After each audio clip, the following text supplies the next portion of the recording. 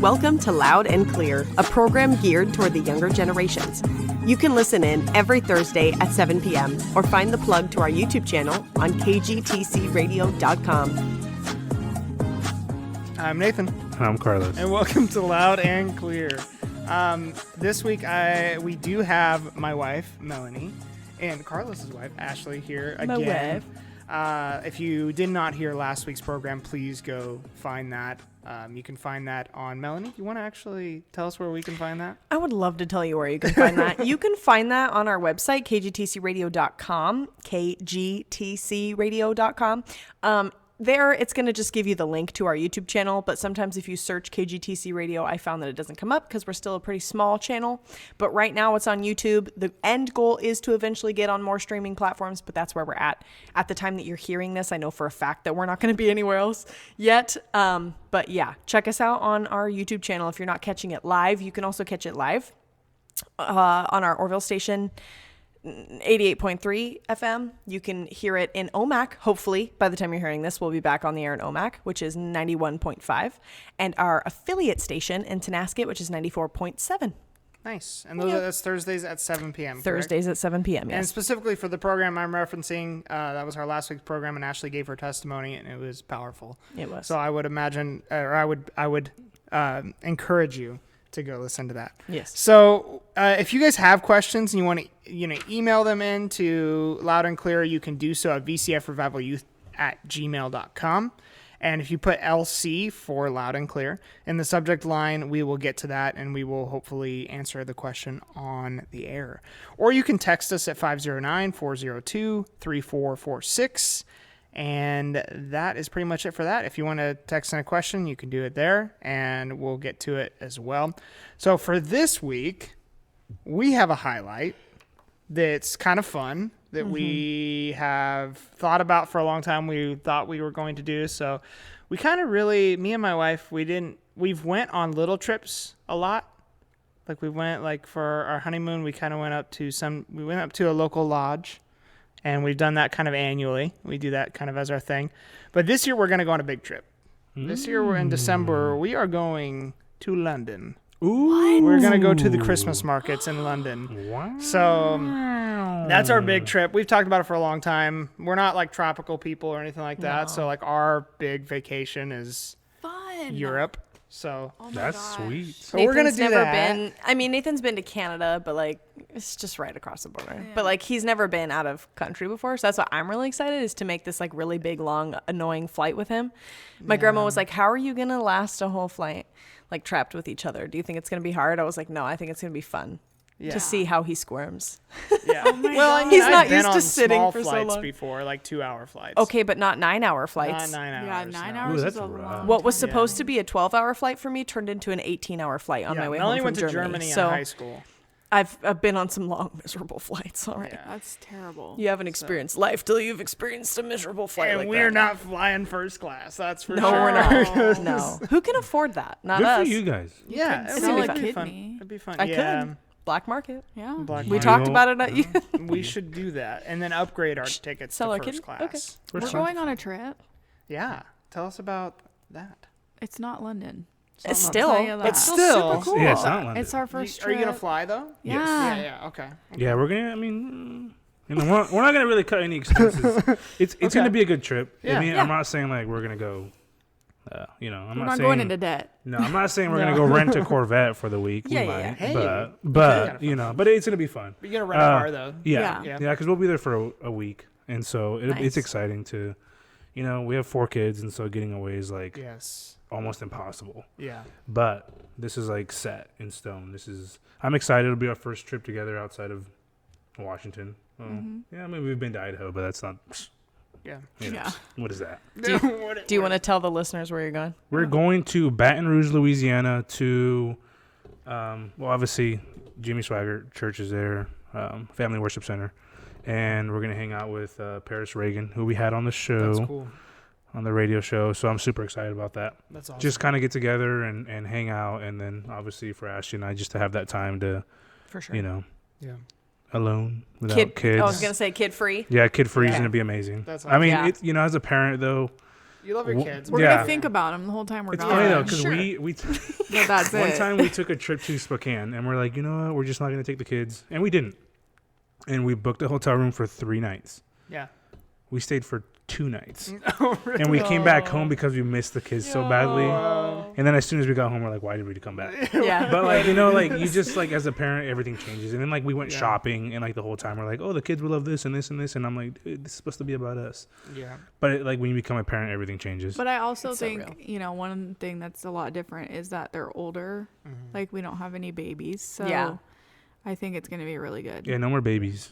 No more Yeah, babies. the babies are- We're passing the baton to everybody else. Yeah, Not the babies are. I'll take Yeah, it. all of our kids are going to be in Give it to school me. this year. Happily. Wow. give it All to you. 4 of our kids are in school this That's year. gonna I be keep crazy. thinking about that. Well, Maybe. no, for the most part, yeah. The youngest might go to preschool half days. Hey, that's We'll see. still That's a big still- step. That's a yeah. big step. though. School It's to supplies get are to the needed point. and Yeah. clothes. Mhm. This is like a big, Yeah, if anybody want to donate money to Oh my gosh. Yeah. help buy his We'll set clothes up and a school GoFundMe. supplies, you'll be a GoFundMe. Email, what was that? Just Do put you for want the Carlos and Ashley Venmo? Fund. Yeah. Yeah, we'll send you the link. Yeah, feel free Yeah. to give money.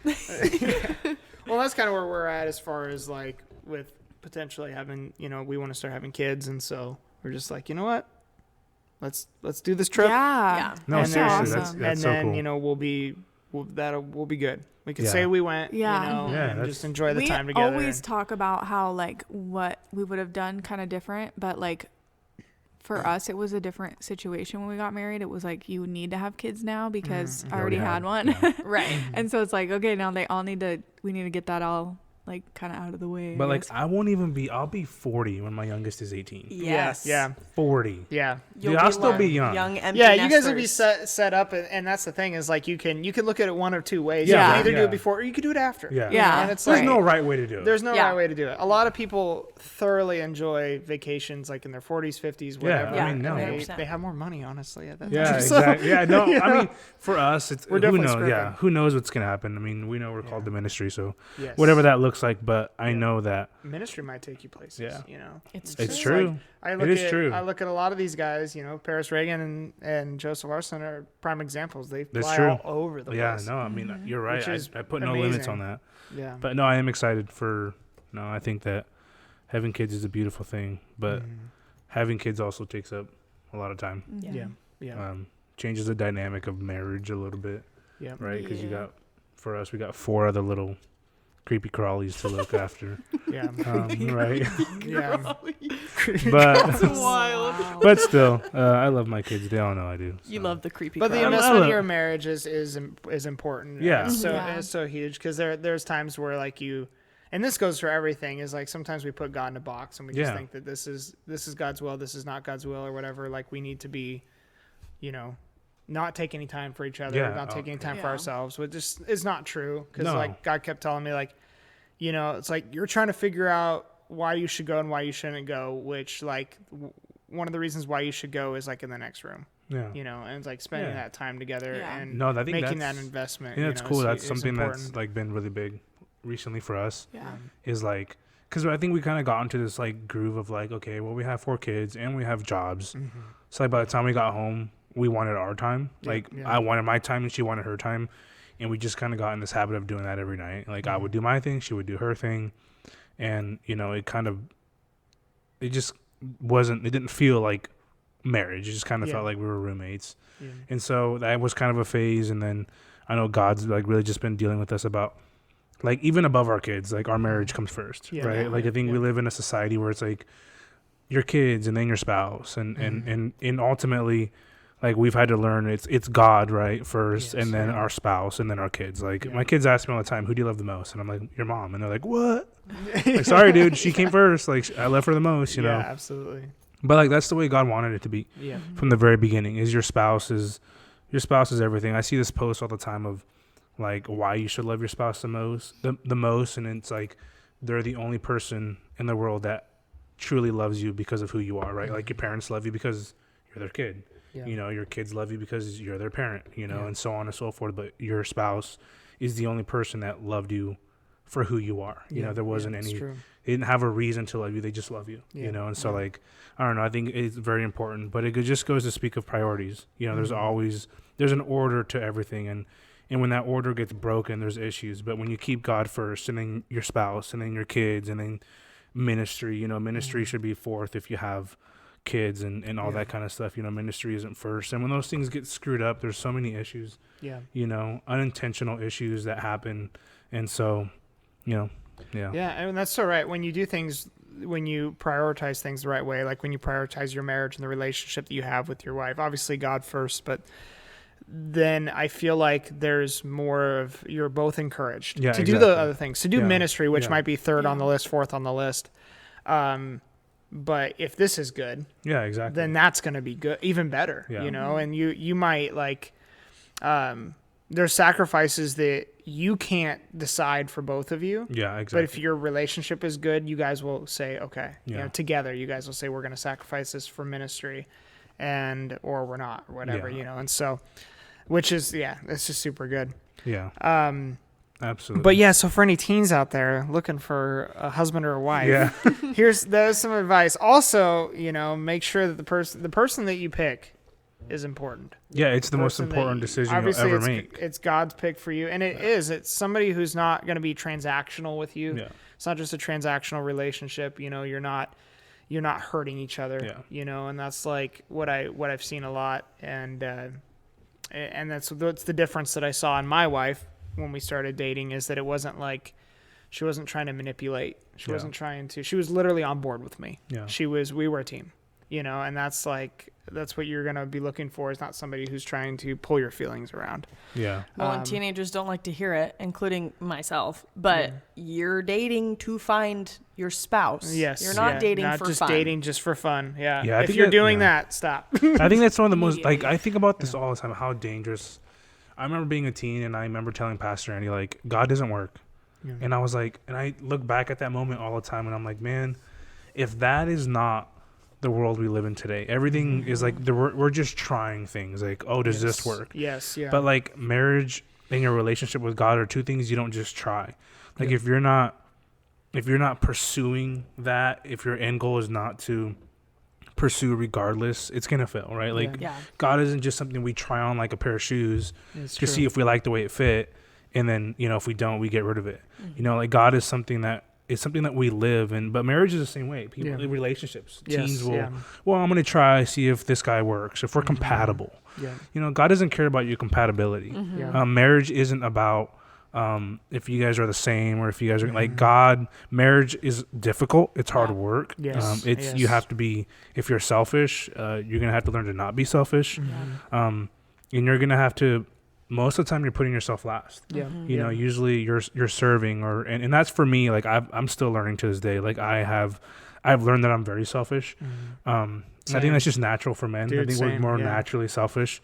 But if you those are things that you have to navigate, and that, but marriage is hard work. It's not easy. If you're a quitter, just don't get married. Because that's just the way it is, right? No, it's true. You have to be given to that, just like you have to be given to the call. If God calls you, you got to be given to your relationship with Christ, and it's not just something you can try on. Yeah, no, and that's the cringiest thing I hear from people. It's well, I feel like this just didn't work for me, and I don't mean to be insulting to anybody that said that, but it's just you're missing out on so much by having that mentality of well, it doesn't really work for me. This works for me more.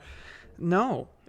Christ is everything. This is the way, the only way, to eternity, and the only way to live, honestly. Yeah, so true. And God knows better than we do. Yeah. How dare we think that we can pick a better spouse than God could, or pick a better call, or pick a better job, or whatever. God knows. Yes, yeah. And I would say too, customize things for me, God has showed me so much about himself through my marriage, right? I have been, like I said, because I am more selfish, I'm prone to make more mistakes. And my wife has loved me through all those mistakes. Yeah. And I have looked, in my times of weakness and failure, I've looked, and God's I've put somebody in your life that has loved you through everything, through all your failures, through all your flaws, through your lowest moments, through your highest moments. And God has shown me his love through her. God has been she loves you this much, but I love you even more. Yeah. If she can love you through this, how much more do I love you? Yeah. And so it's not just you're growing together, but God is going to use your spouse to show you things about himself. Yeah. Like, you It's know, true. and I think that's what's powerful about marriage is you're literally growing to become one. But it's such a perfect, I mean, Bible talks about marriage and our relationship with God, how they're so similar. Yeah. You know, and it's true. You're growing to be one. And my relationship with Christ is I'm growing to being one with him. Like, you know, the end goal is that you can't differentiate between me and Christ. Yes. Yeah. You know, and so we're always growing to be more like Jesus.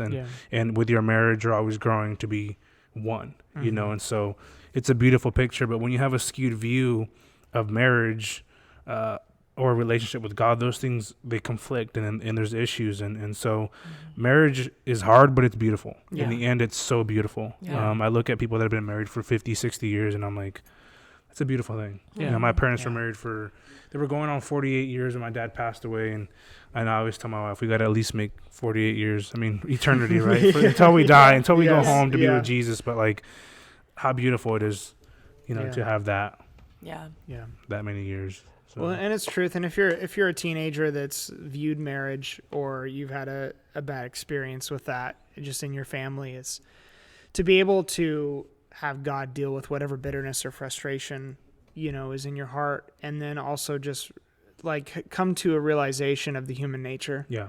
of like, as much as, I mean, you might be bitter, you might be angry, and rightfully so, but once you understand that there's a human nature, and then there's a nature that God wants to give us in Yeah. Christ, you're going to be able to see that your view is going to change. You're going to be Yeah. like, well, they were just lost. Yeah. They're just not walking in the identity they were called to walk Yeah. in, and therefore all these things happened. Yeah. And naturally, like what I love about Pastor, and this is just the way he's lived, and it's the way that I've just kind of like seen it with people is like sin doesn't surprise me. Yeah. And I think that's a great posture for us to have, like with you teens too, the listening is like, whatever you're going through, whatever deep, dark thoughts you have as a teenager or the things that you've done as a teenager, you might think they're gross, disgusting, weird, whatever. Like sin, the human nature is not a surprise. No. Yeah. You know, the sin nature is not a surprise to me. And it's not a surprise. I know Pastor, he's heard everything in the book, you know. And Plus, so, we've probably thought some of the same things too. at some point. exactly. Absolutely. Like, what I think is crazy is how many people there are living on this planet, and yet Satan can still make you feel like you're the only person that struggles with that. Yes. Like I'm yeah. telling you right now, Yeah. you are not the first person to struggle with what you're Yeah. struggling with. Yeah. Like if Yeah. you've dealt with it, somebody else has dealt with Yes. it. Yeah. And I can almost promise you, to some level, to some extent, us sitting around this table, us four, have dealt with whatever you're dealing with at some Yeah. capacity. Yeah. And so don't be ashamed to reach out to reach out to leaders. Like Nathan said, we're not going to be shocked because Yeah. we've dealt with some things. If we told you everything we've dealt with around this table, you'd probably you'd probably be shocked. Yeah. Yeah. But God isn't shocked, and, Yeah. and Yeah. we're not shocked, and Yes, so yeah. don't be ashamed of reaching out.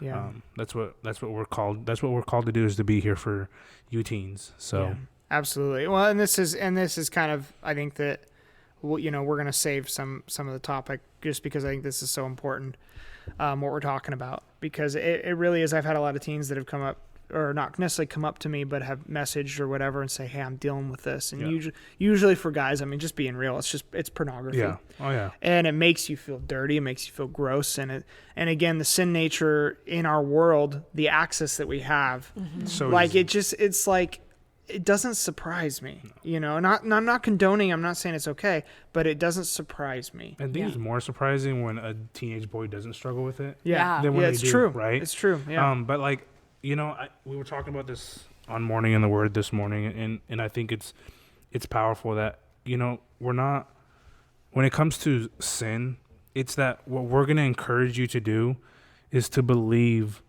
in what Jesus already did for you on the cross, right? Like anything that I'm going to tell you is you believe it until you see it. Like we know that if you're battling with anything, pornography, drugs, Yes, alcohol, yeah. whatever it is, your answer is Jesus Christ. yeah. And what I have to do is what you have to do. And that is that I have to say, God, I can't do this. Yes. I need you to show me that what you did on the cross is enough for me. Yeah. And yeah. so we're not going to condemn you. We're not going to make you feel small. We've all dealt with that in some sort of capacity. And what I had to do is what you're going to have to do is you're going to have to humble yourself and say, God, I can't do this. Yeah. God, I need you to show me this truth that you've already accomplished it for me. And you keep coming back to that. I don't care how many times you fail. You just keep getting back up. The Bible says the righteous man falls 7 times, but he gets back up. Yeah. And so you're going to fail. Yeah. And I know that a lot of the times, just as humans, we try to deal with the struggle as like the pornography. You know, we're gonna put blockers on the computers, on your phone. Like, that's not the root issue. The root issue is that we're born with a sin nature, and we have a bend towards a sin, right? Really what Carlos is saying and identifying with the Christ crucified is our only way out, our only answer for any sin, any struggle. It's not some sin, it's not some struggles. And that's what God offers that's so different from the world. Is the world is going to tell you, do this, and you'll stop doing that. And God says, no, I can fix what's really broken in you, and that is your identity ultimately. Your identity is broken, and because it's broken, you're doing these things. You're reaching for things to fill something that they can't fill. And so when Christ enters the picture, now your identity is in Christ. And so now you don't need these things. You don't need pornography. You don't need drugs. You don't need alcohol. You don't need relationships. You don't need any of these things, because now you're content with Christ. Now your identity is in him, and you don't need these outward things to fill something, because you're already full of Christ. Absolutely. And that's ultimately, that's the gospel. The gospel is that Christ is enough for you. That Christ can fulfill you. That Christ can give you peace. That God can give you joy. You can truly be content with just Jesus. Absolutely. And the same key to your freedom and your breakthrough is the same key to also your purpose and your call. That's good. Well, so like this identification with Christ. And the same way that we got saved, so the same faith that was we practiced to receive our salvation is the same faith that we then use to be free from the dominion of sin. And we always think of it like, I feel like we try to separate it too much. We try to separate the purpose thing from the freedom thing. Like, once I get over this, then I could start searching for the call that God has for me. No, it's tied together. And if you want evidence of that, just read Genesis 15. Start reading through all of Abraham's story. Like, his identity was like, I mean, this guy was like, it was his faith. It says it was faith is what was counted to him righteousness. That's what equaled that. And it refined him. Like, we're talking about a guy who was calling his wife his sister. You know, and had he had fear issues. He had issues. That's good. And his identity was refined and refined and refined until he began to walk in the promise. And your promise is tied to your faith. That's good. And that's gonna develop you, and you start seeing the great father. I mean, he's known as the father of faith. You know, and it's so cool. Like, if you want to watch a transformation of both Abraham and Sarah, you read that and you see someone whose faith not only refined them and helped their identity in the things that they battled with, but also was the key to their purpose and their call and Isaac, you know, the promise, right? But God will test you too. God will test that in your life, you know, when you start walking in that. God's going to continue to refine you, and we'll touch base on that maybe next episode or something, if that's okay. We'll kind of get into finding your call, but I think that this is definitely leading up to that. Right? We feel like we're no good. We feel like we've got these issues and all these problems, when the key to that is faith in Christ. And as soon as you are there, and your faith and your identities in Christ, you know, you're going to start seeing these things start falling off of you. Exactly. And remember, this is a journey. We're all on a journey. We're learning how to walk freedom. We're learning how to walk into all these things. And so we're all on a journey. Be patient with yourself. Be patient with God, and trust that God is enough for you. But we're out of time, so we'll see you on the next program. Deuce. Tune in to Loud and Clear every Thursday at 7 p.m. or listen online at kgtcradio.com.